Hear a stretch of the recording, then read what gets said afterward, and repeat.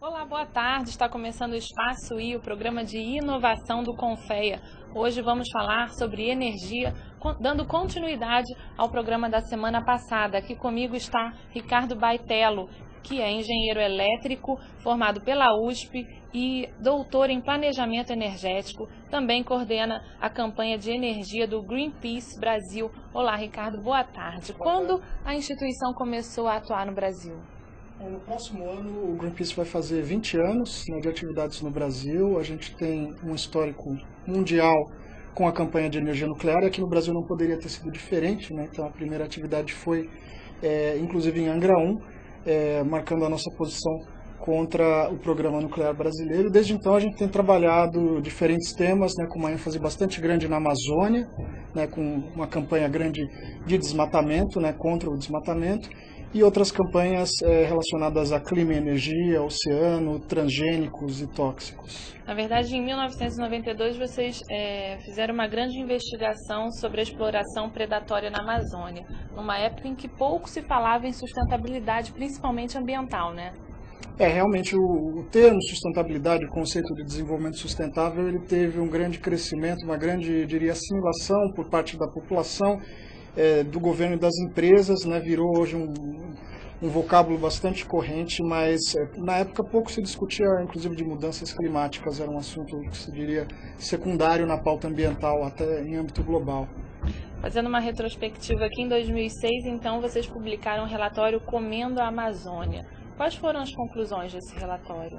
Bom, o relatório explorava um dos vetores de desmatamento da Amazônia. Em momentos diferentes, a campanha da Amazônia valeu-se do estudo profundo desses vetores, ou seja, as causas principais do desmatamento da Amazônia, por que se cortam as árvores, por que isso acontece. E um desses vetores era justamente a soja, junto com ela há outros grandes vetores, como a mineração, o gado, e esse, no caso, era justamente o impacto da soja, que é usada para diferentes fins, exportação, alimentação de gado, enfim, de outros, para outras culturas, e a conclusão era que havia uma grande participação da soja nesse desmatamento, e a partir desse relatório se amarrou, se construiu uma moratória da soja em diversas regiões do Brasil.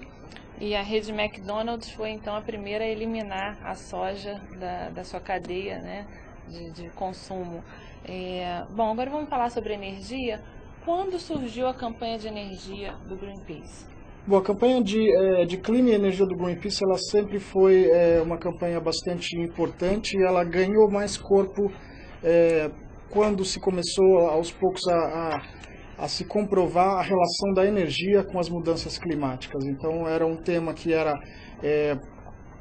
décadas atrás, o grande tema, se poderia dizer que era a questão da camada de ozônio, Protocolo de Montreal, e eu diria que nas últimas 2 décadas a campanha de clima ganhou um destaque bastante grande, tanto no mundo quanto no Brasil. No Brasil, essa campanha se divide justamente entre energia e Amazônia como os 2 principais vetores da emissão de gases de efeito estufa, mas internacionalmente a energia tem o papel principal aí nessa mudança. E o que o Greenpeace defende como fonte alternativa? Bom, na verdade a gente não usa tanto a expressão fonte alternativa, nós temos fontes energéticas que você pode chamar de complementares e renováveis. Então no Brasil, hoje a gente tem a hidrelétrica como sendo a fonte principal para a geração de eletricidade que a gente consome na indústria ou nas nossas casas.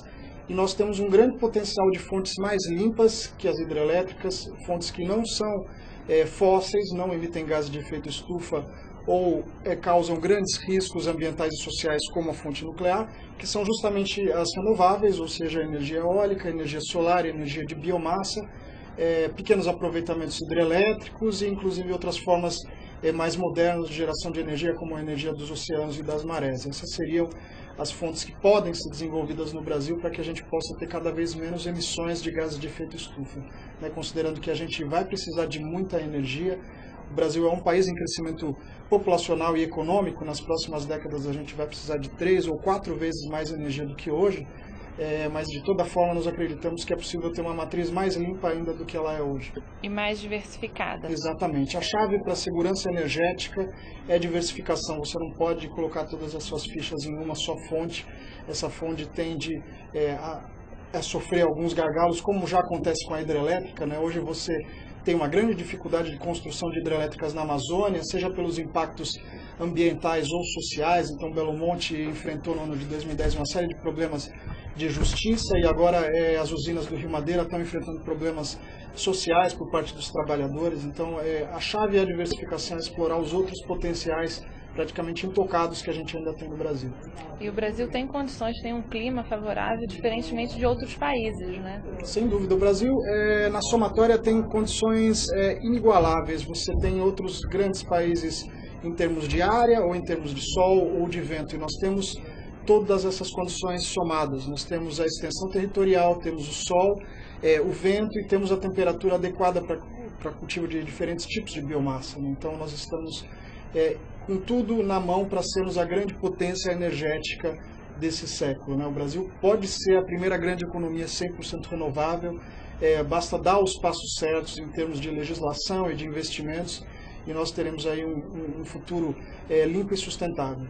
E as fontes renováveis, elas podem suprir a demanda por energia, a médio e longo prazo aí pensando em 2050, por exemplo? Com certeza, nós temos algumas fontes como a eólica, que 2, 3 anos atrás se podia dizer que era uma fonte muito cara e tecnicamente pouco viável. Hoje ela é já a segunda fonte mais barata de todas as opções, somando termoelétricas a carvão, hidrelétricas, biomassa, pequenas centrais hidrelétricas. Ela é a segunda mais barata de todas, então hoje a gente já poderia atender a parte da matriz com o crescimento da eólica, e a solar é a que deve vir na sequência, né? Nós ainda não temos um programa, uma lei de incentivo à geração de energia solar por painéis fotovoltaicos, mas esperamos que nos próximos anos a gente tenha isso para fortalecer o setor e poder criar todas as condições para que essa fonte se desenvolva e gerando com isso empregos verdes também. Mas por que, na sua avaliação, o Brasil não tem investido em energia solar, já que o Brasil tem um clima totalmente favorável?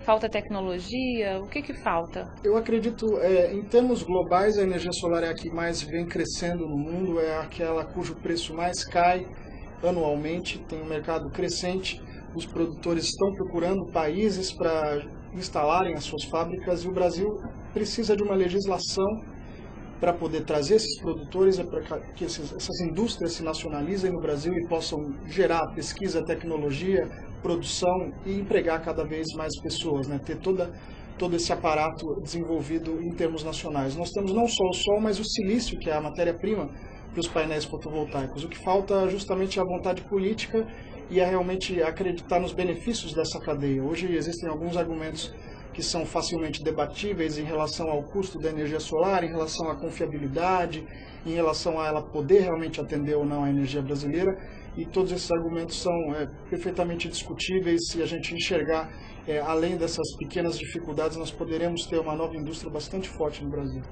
E o que aponta o relatório do Greenpeace na área energética? Bom, o relatório que nós lançamos no México, na COP16, Revolução Energética, ele coloca que o Brasil pode estar crescendo em energias renováveis, pode atender ao seu crescimento nas próximas décadas, até 2050. Coloca que os benefícios ambientais são inegáveis, ou seja, a gente vai ter menores emissões de gases de efeito estufa do que se mantivermos o modelo atual da matriz energética, com mais combustíveis fósseis e com mais hidrelétricas na Amazônia. E ele coloca outros benefícios, principalmente em relação a empregos verdes, né? A gente teria mais de 3 milhões de novos empregos até 2050 pela evolução dessas fontes renováveis, ou seja, uma taxa que supera até o que se prevê com o pré-sal. E nós teríamos também uma economia, né, em termos econômicos, uma economia por conta desses investimentos, considerando que a gente estaria tendo menores gastos com combustíveis fósseis, né, entre carvão, óleo combustível e óleo diesel, do que se apostarmos numa matriz fóssil, né? Então nós teríamos benefícios sociais pelos empregos, ambientais, pela preservação do meio ambiente, e benefícios econômicos também pela economia de recursos financeiros. A gente tem uma participação do Aloysio Lopes, que é chefe da assessoria de comunicação do Confea. Ele diz que além da diversificação de fontes energéticas, é preciso buscar uma mudança nos padrões de consumo, bem como estimular programas de eficiência energética. Com certeza. Eu esqueci de mencionar que realmente a eficiência energética ela é a ferramenta fundamental tanto desse estudo quanto de qualquer tipo de ação que busque a mitigação de gases de efeito estufa. Então, dentro do cenário Revolução Energética, nós colocamos que a economia de energia no Brasil poderia chegar a 26% em 2050.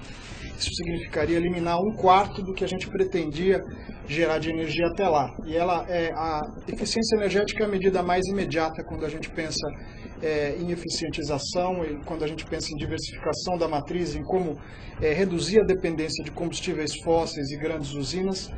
A medida mais rápida e mais eficaz é a eficiência energética, não só falando de hábitos de consumo ou de substituição de equipamentos eficientes, mas em termos globais, a gente está falando de todos os setores, estamos falando de eficientização do comércio, das indústrias, das residências, inclusive da transmissão de energia. Então, existe uma série de medidas de eficiência que juntas podem garantir que a gente tenha um uso mais eficiente da energia que sai de alguma grande usina, sai da Amazônia, ou sai do Nordeste, ou sai do Sul do Brasil e está gerando um impacto local onde ela está sendo produzida. Agora, é muito difícil, Ricardo, mudar o padrão de consumo da população. A população cresce, consome mais, muda o hábito, passa a ter 3 aparelhos, por exemplo, de ar-condicionado. Então, é muito difícil isso, né? É muito difícil você mudar ou conscientizar as pessoas de economizar energia. Né? Não é um trabalho fácil. É claro que existe uma margem dentro desse potencial. Então, muito do desperdício de energia ele não é provocado de forma proposital pelas pessoas. É possível você conscientizar as pessoas a operarem melhor os seus próprios sistemas de condicionamento ambiental, suas geladeiras, operar o termostato, o stand-by que fica ligado o tempo todo, né, que gasta energia que não está sendo necessariamente utilizado, ele pode ser desligado no fim do dia. Então existe uma boa margem aí de operação. Sem contar, obviamente, que a gente pode sempre escolher os equipamentos mais eficientes, os equipamentos que tenham o selo Procel, que sejam de linhas mais eficientes, ao invés de nós adquirirmos equipamentos que a princípio parecem mais baratos nas lojas, mas depois vão gerar uma conta de luz mais alta para a gente. Então, apesar do crescimento, eu acho que existe um bom trabalho de educação que pode ter resultados. A gente tem outra participação do Frederico Ribeiro. O crescimento das fontes alternativas de energia no Brasil está no mesmo ritmo do crescimento do país? Sim, poderia dizer que sim. Eu diria que ele está além das fontes que a gente poderia chamar de insustentáveis, falando basicamente de termoelétricas. Então, em 2010 nós tivemos um ano muito positivo, onde nós não tivemos a participação de usinas termoelétricas fósseis nos leilões de energia. Então, o país, tudo que o país contratou de energia em 2010 veio de fontes renováveis. Então, é possível dizer que, em relação a essa rivalização entre renováveis e fósseis, nós temos crescido mais com as renováveis e, sem dúvida nenhuma, é possível acompanhar o ritmo de crescimento do país com essas fontes. Você disse que essa questão do consumo de energia, 2005 e 2009 foram os anos mais quentes. Isso está no relatório do Greenpeace. Quer dizer, é muito difícil a gente mudar esse padrão a curto prazo, né? Eu diria que em termos de eficiência energética a gente consegue bons resultados a curto prazo, mas é claro que tudo depende de políticas públicas, né? Quando a gente está falando da urgência de nós revermos nossos padrões para evitar as mudanças mais drásticas, né, em termos aí de clima, nós temos um esforço conjunto que não passa só por nós cidadãos, mas passa pelo governo, pelas indústrias e por toda a sociedade. Então, realmente nós temos que fazer esse esforço coletivo e isso está na mão de todos nós. Vocês também têm um trabalho voltado para a preservação dos oceanos e da própria Amazônia. Eu queria que você explicasse um pouquinho esse projeto. Olha, em relação aos oceanos e à Amazônia, nós estamos entendendo a questão das mudanças climáticas como um grande guarda-chuva que incorpora diferentes aspectos. Nós temos o trabalho de energia, que visa mostrar como a gente pode reduzir essas emissões. Não, a gente está falando aqui de matriz elétrica, mas é claro que o setor de transporte e outros setores estão envolvidos também. E esse mesmo trabalho é feito na campanha da Amazônia e na campanha de oceanos também, entendendo que os oceanos, o Brasil tem uma grande costa de praticamente 9.000 quilômetros e nós temos aí todo esse território para cuidar, para garantir que esses oceanos continuem limpos, né?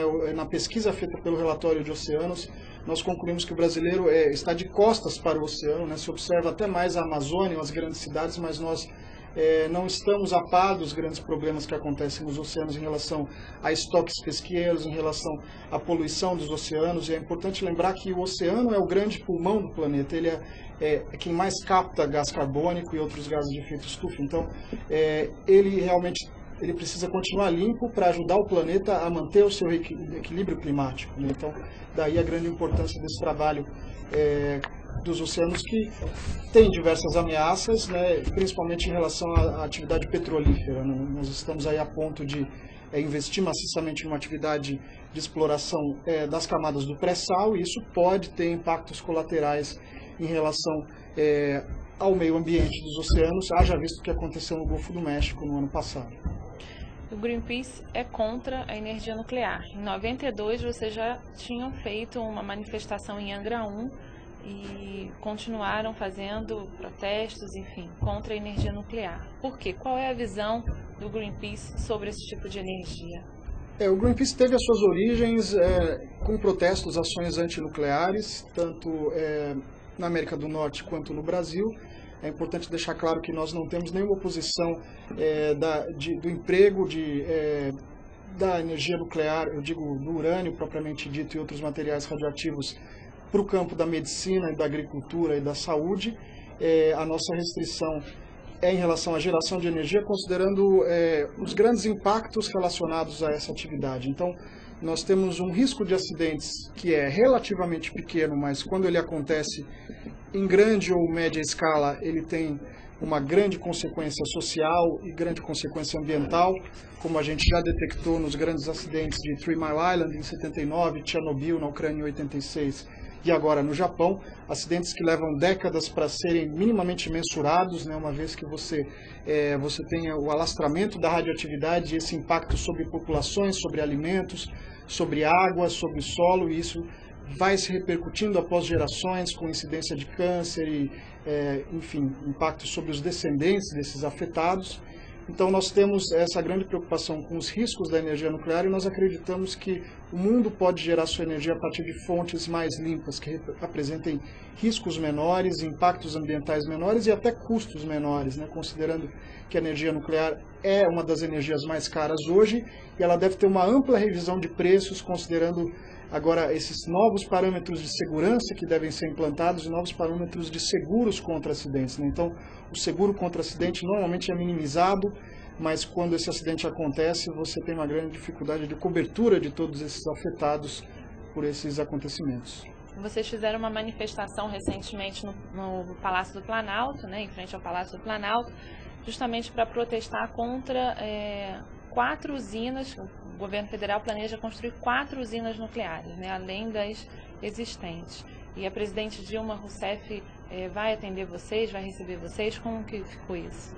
Bom, a nossa manifestação em Brasília foi contrária à continuação da construção de Angra 3 e ao programa nuclear brasileiro, entendendo que é um momento de reflexão, um momento global de reflexão sobre as atividades nucleares. Muitos países estão revendo a sua posição de expansão nuclear. A Alemanha, inclusive, deve fazer teste em todos os seus reatores e deve certamente desativar alguns desses reatores.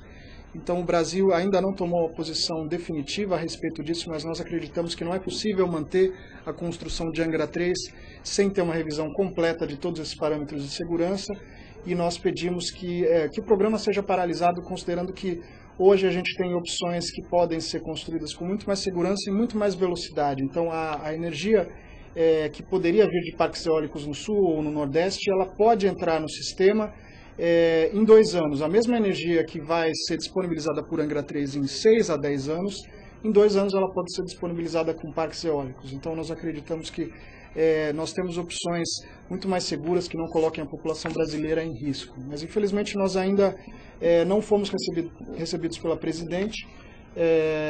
Nós temos uma possibilidade de uma reunião com a assessoria de comunicação, mas eu acredito que essa é uma discussão interna do governo que ainda está em curso, então nós ainda não temos uma posição nem formal para as mídias e nem para o Greenpeace a respeito desse assunto. Nós devemos continuar puxando essa nossa reivindicação em relação à Angra 3, em relação ao Programa Nuclear Brasileiro. Nós temos uma cyberação no site do Greenpeace, onde as pessoas podem assinar e se solidarizar contra a construção de Angra 3. Então nós devemos manter as nossas atividades até que nós recebamos uma posição oficial. E vocês vão participar de um grande evento que vai ter no Rio de Janeiro na próxima quarta-feira, não é isso?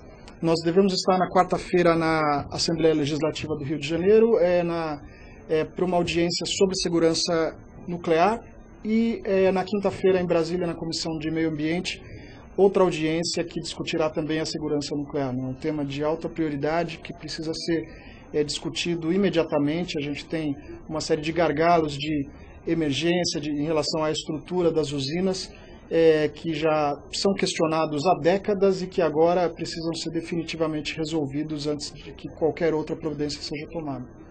Tá certo, Ricardo. A gente vai fazer um pequeno intervalo. Fique ligado no Espaço I.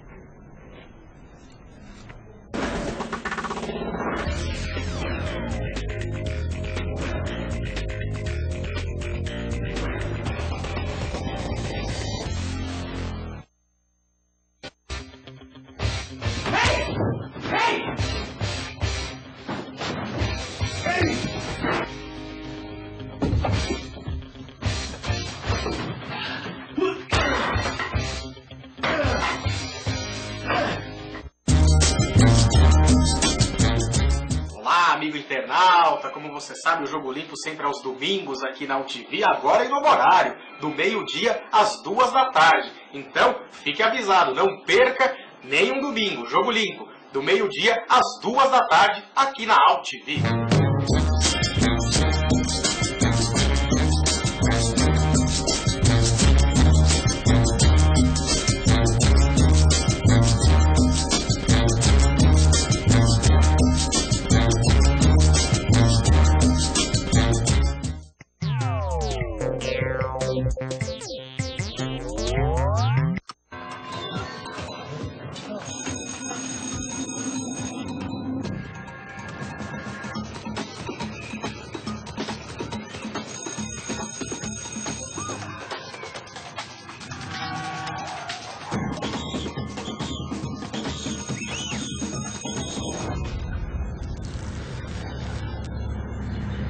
Quem usa drogas financia essa escola. Prepare-se. Logo um recém-formado cruza com você.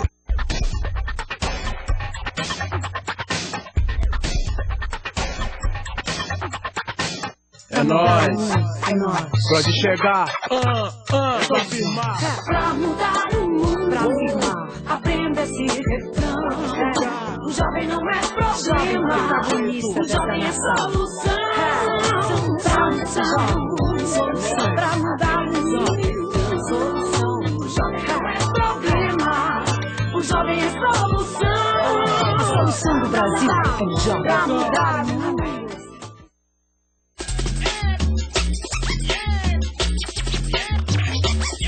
Nem sempre os remédios anunciados são a solução para os problemas de saúde. Eles podem causar efeitos indesejáveis e que nem sempre você espera. A sua qualidade de vida não depende só de medicamentos, mas também de estilos de vida saudáveis. Fique atento para as propagandas que prometem a cura para muitas doenças. É como diz o ditado, quando a esmola é demais, o santo desconfia.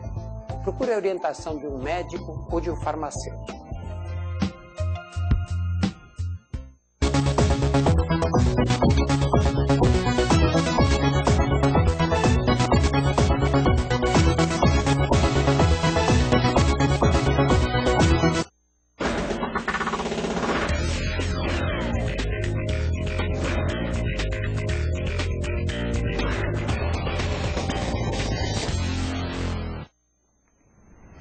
Olá, estamos de volta ao Espaço I. Ricardo, nesse relatório que vocês realizaram, eu queria que você falasse qual a participação de cada fonte na matriz energética, pensando a longo prazo, pensando em 2050. Bom, considerando que a gente tem um grande potencial para o atendimento das novas fontes renováveis, essa matriz, né, dando alguns exemplos, a energia solar poderia atender a 20 vezes o que a gente precisa hoje de energia no Brasil, a energia eólica poderia atender ao triplo do que nós precisamos hoje de energia no Brasil. Nós pensamos numa matriz para 2050 que aproveitasse essencialmente o que nós temos de energia hoje, complementando essa grande capacidade instalada hidrelétrica pelas outras fontes renováveis. Então, a energia hidrelétrica ela teria uma implantação um pouco mais restrita por algumas pequenas centrais hidrelétricas, pela reavaliação dos seus reservatórios atuais, né, repotenciação de reservatórios, ela chegaria a 45%, não teria mais 80%, mas teria 45%, mais ou menos metade da matriz. Em segundo lugar, a gente teria energia eólica com 20% da matriz, então isso seria possível, considerando os múltiplos usos do vento, né, a descentralização dessa energia eólica entre o Nordeste e o Sul do país, né, atendendo de uma forma constante a nossa matriz. E também a utilização aí em outros horários, sem ser necessariamente horário de pico, até para o carregamento de carros elétricos que viriam nas próximas décadas. A gente teria biomassa com 17% em terceiro lugar, então não só o bagaço de cana-de-açúcar, mas outros usos descentralizados, né, biogás e outras culturas agrícolas e florestais também entrariam nesse mix. Energia solar teria 10% da matriz, e, essencialmente, essa matriz seria complementada com gás natural, com 7%, que seria o combustível de transição, até que a gente possa ter uma matriz 100% renovável. Então, o gás natural teria o papel de fazer essa ponte até um futuro de emissões um pouco menores, considerando que é uma opção mais sustentável e mais limpa do que o óleo combustível, o óleo diesel ou o carvão para a matriz nacional. E vocês têm um estudo mostrando essa diversificação de energia por região. O Nordeste seria região energia eólica, né? E o Sudeste, por exemplo, existe esse estudo? Felizmente, o Brasil tem um bom potencial de energia também em termos geográficos e distribuídos, né? Claro que nós temos um sistema interligado nacional, no qual você não precisa gerar necessariamente energia em cada cidade brasileira ou cada local brasileiro, mas de toda forma nós temos um potencial renovável bastante distribuído pelo país. Eu poderia dizer que a região sul ela é bem dotada principalmente de diferentes tipos de biomassa e de energia eólica. A região sudeste ela tem um grande potencial de pequenas centrais hidrelétricas e de biomassa, de cana-de-açúcar e outras culturas. Nós temos o nordeste com grande potencial de sol e grande potencial eólico, e o norte do país teria um maior potencial de energia hídrica. É claro que essa energia tem que ser muito bem debatida do porte da instalação aí de empreendimentos que seriam feitos na Amazônia, mas também um grande potencial de biomassa no norte do país. Então a gente tem um potencial bastante distribuído. Só fazendo uma correção aqui, quanto à titulação profissional, o correto é engenheiro eletricista, e eu falei engenheiro elétrico. Ricardo, existe algum evento fora o de quarta e quinta que vocês vão participar? Enfim, canal aberto aí para os internautas, para os recados do Greenpeace. Bom, a gente tem o planejamento aí de alguns eventos futuros. A gente deve estar em Santa Catarina na segunda-feira, dia 4 de abril, também participando de um fórum sobre energia renovável na Universidade Federal de Santa Catarina. Devemos ter eventos futuros também que ainda não estão confirmados na nossa agenda, mas por hora eu diria que é muito importante que todos entrassem no site do Greenpeace, www.greenpeace.org.br. Nós temos uma série de relatórios e trabalhos, vídeos que nós estamos fazendo para que todos se conscientizem e possam disseminar o conhecimento aí sobre toda a nossa causa, seja ela nuclear ou de outras campanhas, e nós convidamos a todos que assinem a nossa cyberação pedindo a paralisação de Angra 3 e a revisão do Programa Nuclear Brasileiro. Também está no nosso site, pode ser facilmente acessível. Muito obrigada pela sua presença aqui. Obrigado. Eu conversei com o Ricardo Baitello, que é coordenador da campanha de energia do Greenpeace Brasil. Vamos ver agora quais são as dicas de cursos pelo Brasil.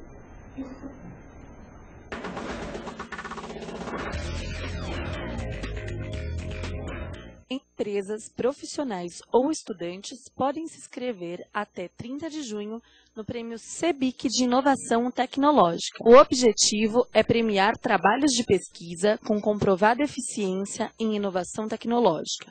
Para informações, acesse www.sinduscomgoias.com.br ou ligue 62 3095 5181 ou 5183. Em São Paulo, acontece o 40º Simpósio Internacional de Educação e Engenharia, de 27 a 30 de março, em São Vicente, região metropolitana da Baixada Santista.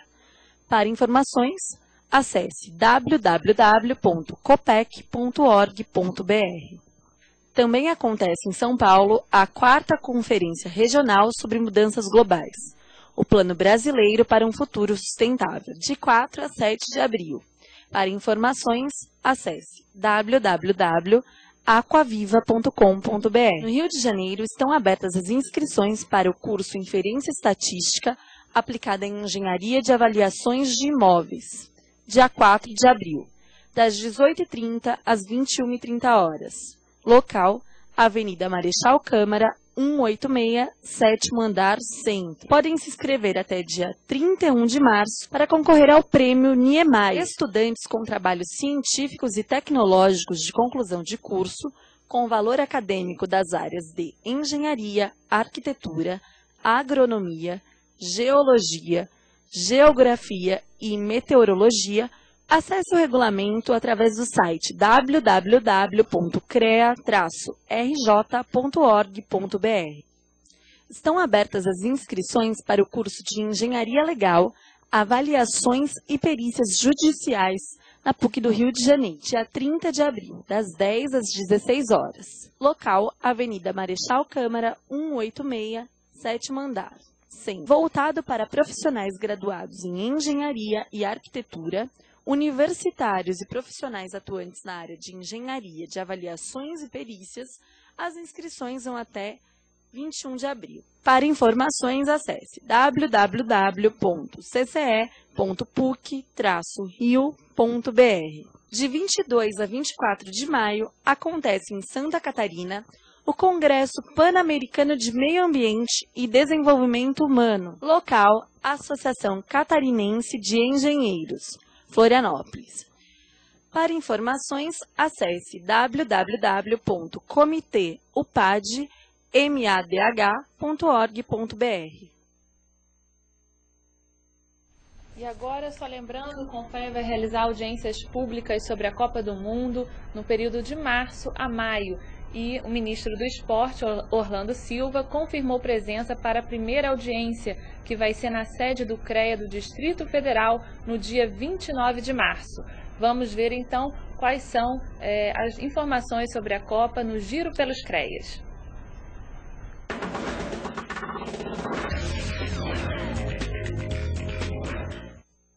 Olá, vamos conversar com o presidente do CREA São Paulo, José Tadeu da Silva.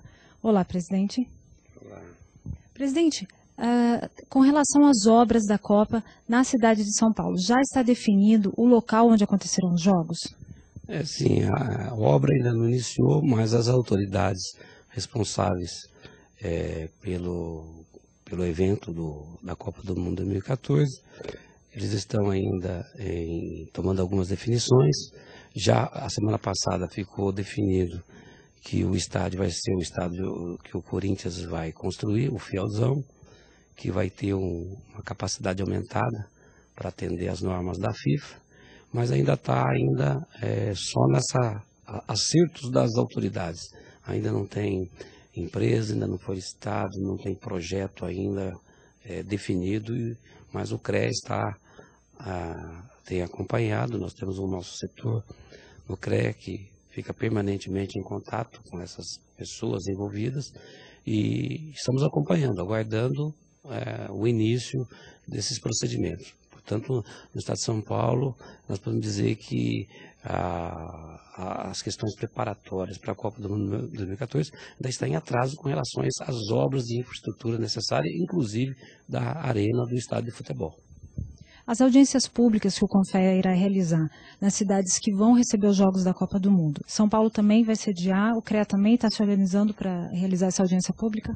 Sim, nós estamos nos organizando lá no CREA, inclusive nós pedimos para que no calendário deixasse São Paulo para o mês de junho, porque até lá, com certeza, já o Estado deverá já ter tido várias ações já concretizadas, o que facilitaria para que nós chamássemos todas as partes interessadas, todos os setores, inclusive o pessoal da área da engenharia, da arquitetura e da agronomia, para fazer essa audiência pública.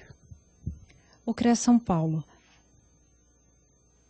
O senhor, como presidente do CREA São Paulo, como o senhor avalia os desafios e as oportunidades dessas obras que irão... O senhor, como presidente do CREA São Paulo, como o senhor avalia os desafios e as oportunidades dessas obras que irão ocorrer para a Copa de 2014? A Copa de 2014, como também as Olimpíadas de 2016, né, lá no Rio de Janeiro, para a nossa área tecnológica, né, ela é muito importante, porque nós sabemos das condições do Brasil, em termos de infraestrutura, e em especial o nosso estado, lá o estado de São Paulo. Nós precisamos melhorar muito a questão do transporte coletivo, principalmente do metrô, como aconteceu em outros países que tiveram Copa do Mundo.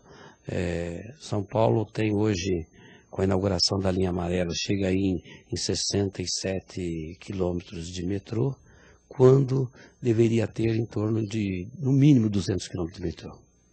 Quer dizer, se São Paulo não investir pesado no metrô, a tendência é São Paulo parar.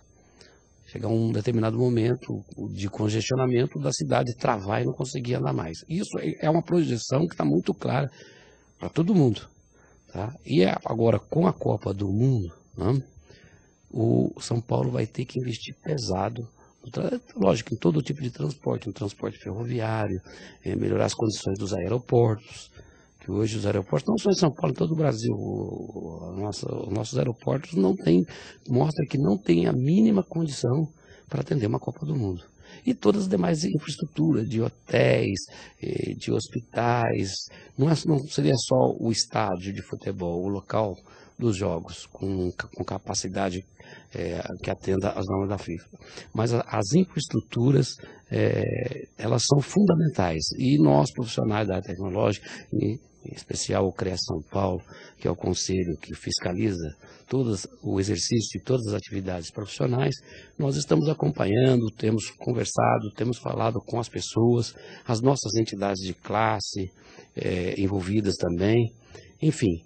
Nós sabemos que se não houver esse investimento maciço nessas várias áreas, fica impossível ter uma Copa do Mundo, pelo menos no nível dos outros países que nos antecederam.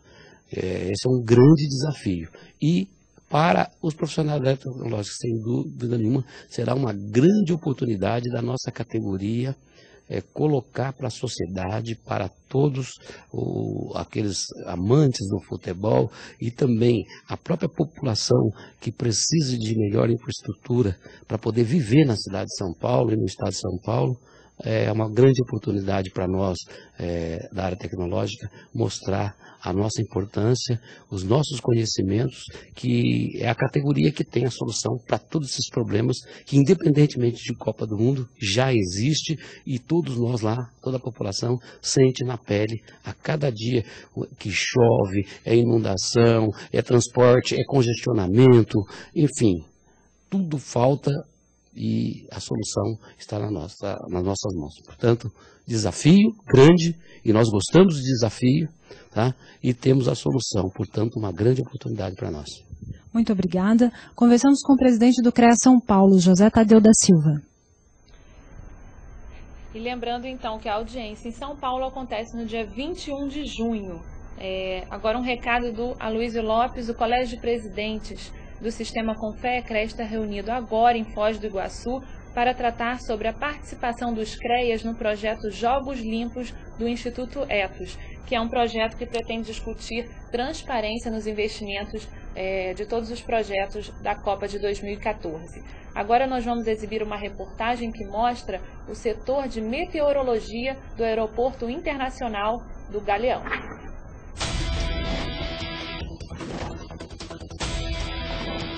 Nós trabalhamos aqui com meteorologia aeronáutica, que é uma área específica de atuação da meteorologia. A gente trabalha com informação aeronáutica para o piloto antes dele fazer a rota, antes dele decolar. Para ele fazer uma viagem, sai daqui, vamos supor, para Vitória, para Angra, ele tem que saber como estão as condições meteorológicas da rota dele. Então, como a gente trabalha, antes da gente receber plano de voo, a gente pergunta se ele tem ciência, se ele está ciente das condições meteorológicas no trecho que ele vai fazer. Nós preparamos essas previsões que têm validade de 12 horas ou 24 horas, dependendo da importância desse aeroporto. E quando o vento passa de determinada intensidade, como 20 nós, por exemplo, ele dá um alerta sonoro para a gente ficar ciente, né, e informado da intensidade desse vento.